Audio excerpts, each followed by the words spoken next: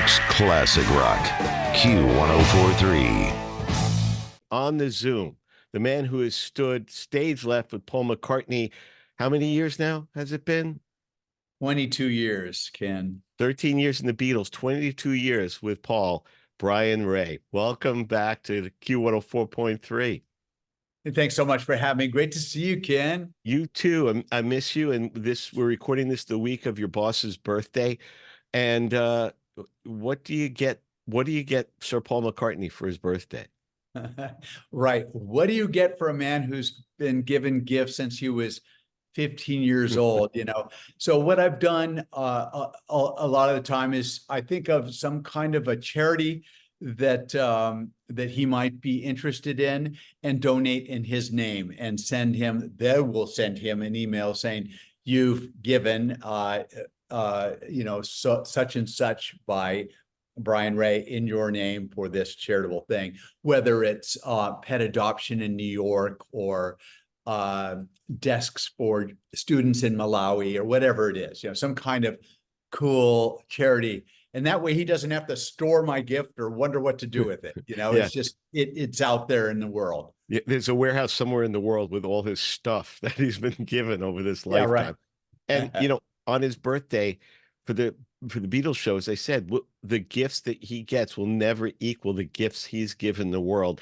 So I said, let's pretend he's a ball player. I said, let's do the stats. So here's your boss's stats. Since the Beatles, post-Beatles, 697 published songs, 39 albums, 133 on the charts, the knighthood, the commander of the British Empire, 18 Grammys, Rock and Roll Hall of Fame twice, should be a third time with Wings, Gershwin Prize, Kennedy Center honors, doctorates, Music Cares, and the Queen even made him a Companion of Honor, which I didn't even know existed. There's like 50 of them in the world. I mean, it's just an amazing body of work. And then go to the Beatles. They recorded 8 years, 62 to 70. 221 released and published songs. That's inhuman. That's insane. Yeah, it is. It sets the bar so high for artists that are coming up. I'm not saying that it can't be repeated, but I don't think it's likely for the depth of those statistics to be repeated.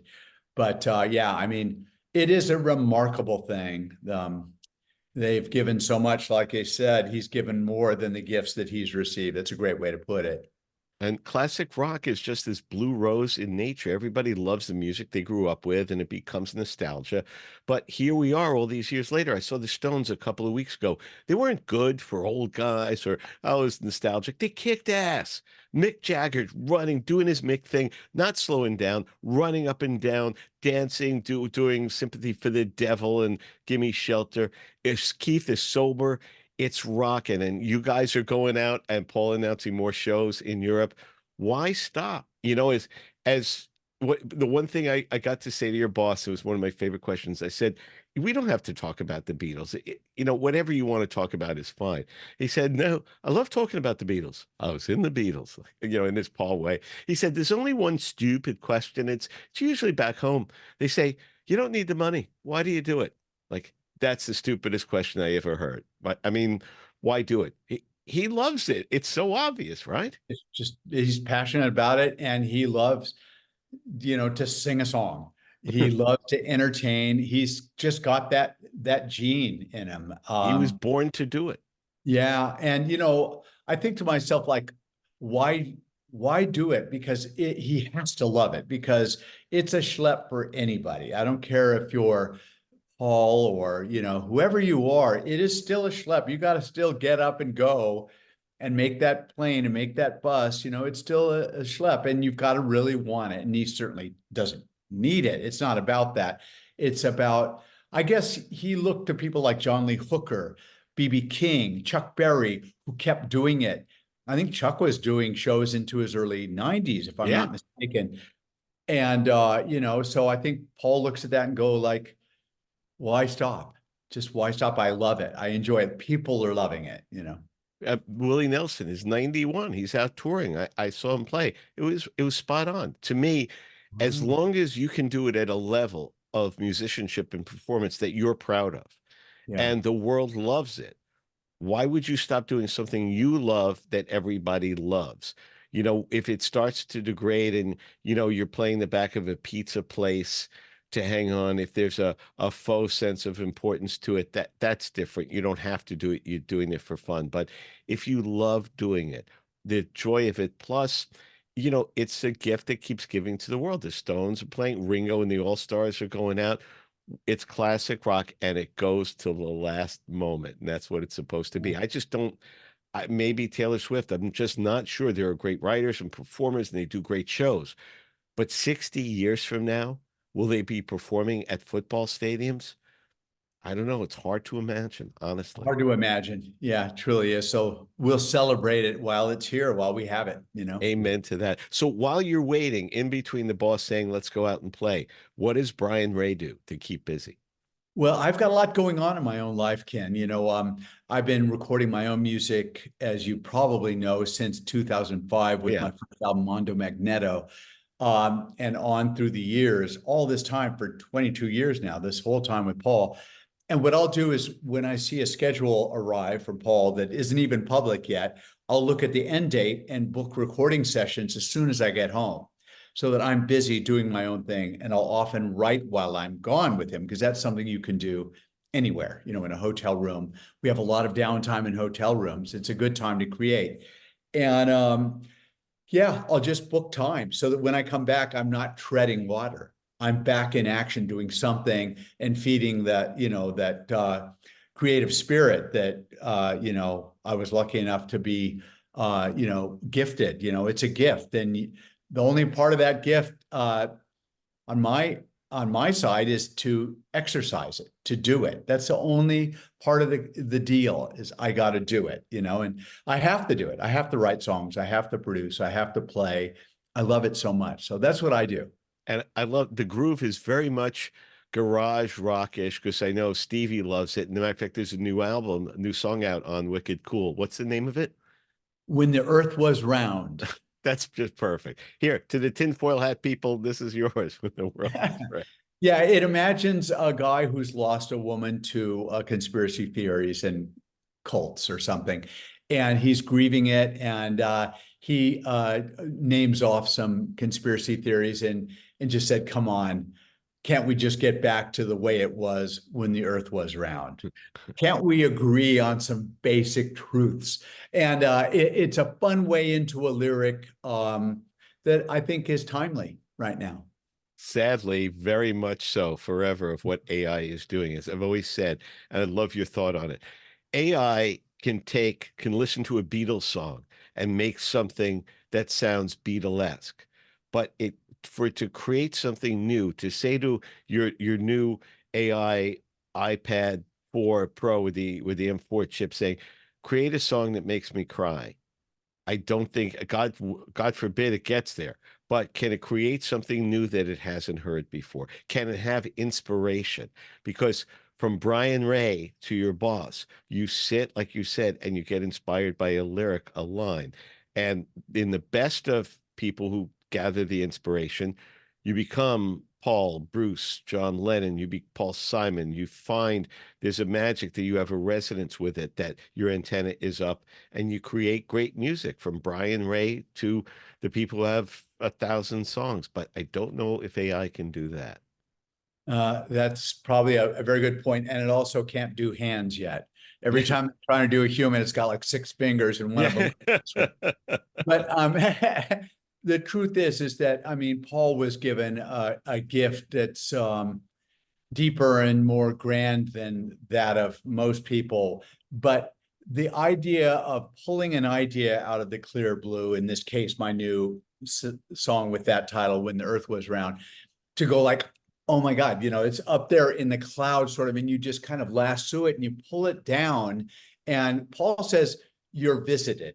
And that's a great way to put it. When you're given inspiration, he says, I was visited, and it's like, wow, aliens in the night or something. But anyway, I mean, to think that you can lasso that dream, that idea out of the clear blue, thin blue air, and then create it, crystallize it, record it, put it out, and then hear it on the radio. It's a bit of magic. And it's just something I've always been fascinated with, and I love to do to the level that I get to do it. Yeah.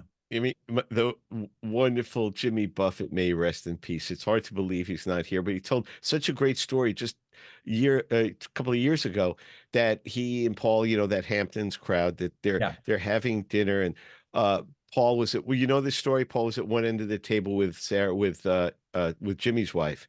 Jimmy was at the other end, and Nancy came over to sit with Jimmy, and she wobbled as she was about to sit down, like she was going to fall. And he kind of reached out to steady her. He said, "You all right?" And she said, "Yeah, my gummy kicked in." And Jimmy said, "My gummy kicked in." Well, that's a great title for a song. Yeah. And there's chatter, there's a lot of people, and suddenly, like at the other end of the table, "Hey, Jim, what's going on down there? Huh?" And he said, I laugh and I go, and he said to Paul across the table, "Will you please let one go by? Let one of them just go by. It came past you at this end of the table. For the love of God, let one song get past you." He got up, wiped his mouth, came around. "So what is it?" It's that, please. And Paul said, "You need somebody to play bass on it." Yeah, they co-wrote it. That's so And cool. as Jimmy said, well, my first thought was to go, "No, I got a guy. It's okay." But like, what? That's right. Oh, isn't that cool? Would you Yeah, let one go by, please? that's a great quote. Yeah, Paul loved Jimmy Buffett, and Jimmy loved Paul, and we've spent some time with him. Lovely, lovely guy, Yeah. and sadly missed, And he for was sure. he was to all of us. It wasn't Yeah, just because you're Brian Ray and with Paul and with it. He, to me, to the staff at the venue, to the Shake Shack, he went through life with a smile. And yeah, it's what, if I can, what do I do? I try to put a pebble on the side of the good. If somebody had a crap day, playing some great music and saying something that's fun or interesting, I mean, that's it. It's not brain surgery, it's whatever. But if Sunday mornings, if that can heal those, if the music can heal a pain in your heart, or it's a remembrance of someone who's yeah, passed, the cornucopia of emotional music that they wrote, it yeah, is such a panacea for so many troubled times. As I've always said, the screaming that we see on social media, the anger with the other people, are all idiots. They're all evil. There's a extremist musician who said, President Obama eats dogs. I mean, and puts that out there to his followers. I just would rather live in the end, the love you take is equal to the love you make. I'll live in that world. Thanks. I'm with you, buddy. I'm Uh, with you on that. Brian, thank you so much for your time. I appreciate it so. And, the big question, well, I don't know, 40, 50, 100 people, 1,000 have asked me. So Paul's touring South America and he's touring Europe. Is he going to tour North America? Is he going to play New York? Is he going to play New York? Is he going to play New York? Now, I know you can't reveal secrets, but what are your inclinations? I really can't even venture a guess on that. Really, it's just not my place to even guess on that. I'm just very grateful for the time we've had and the time that we're about to have, and it's all gravy. It's all extra innings for all of us, and we're all very happy to be out there bringing Paul's great music to the people in the best way we can. Okay, so here, last question. With a songbook that's the size of, the Manhattan phone book, and you can't fit in all the top hits. If you did 3 nights at a different show each night, you wouldn't fit in the hits, much less going deep into the catalog. In between playing, do you like pick up, because the one thing we've talked about before, if you're A plays the drums, Wix plays the keyboards, but for Brian and Rusty and Paul, they're constantly seeing you switch. I'm playing bass on this one, I'm playing guitar. And you talked about some nights it's like, "Hey, Brian, play bass on this one." So you don't just have to know the songs. You have to know all the parts of what it, Mm. because it might be different. Do you stay in practice? Do you play Paul Beatles songs along the way just to stay in the groove with it? Well, I practice and play because I'm always writing and recording. So that keeps me sort of in a certain amount of sort of technical fitness. But I will sort of pour it on when it comes time for a tour. And I'm doing that now, sort But of then I break out, certain tools, in different various guitars. Because as you say, I play bass, I play acoustic guitar, I play acoustic 12 string, I play electric guitar, kazoo, and recorder. So I just take them all out and keep them around the house and just pick one up as I feel like it, and sometimes break out a metronome and just play tricky things to a metronome and then speed it up so that you have your time and your facility kind of just ingrained in you. It's just, it's just a routine, and I've been doing it for a long time, and it's always fun to get, that muscle fit again. God bless. Brian Ray, thanks so much for the time. Good luck with When the Earth Was Round. And by the way, you can hear it with Little Steven and Underground Garage, wicked cool records. And miss you. Look forward to seeing you in New York at some point. Thanks so much, Ken. Yeah, man, we got to hang out. For sure. New York's classic rock, Q1043.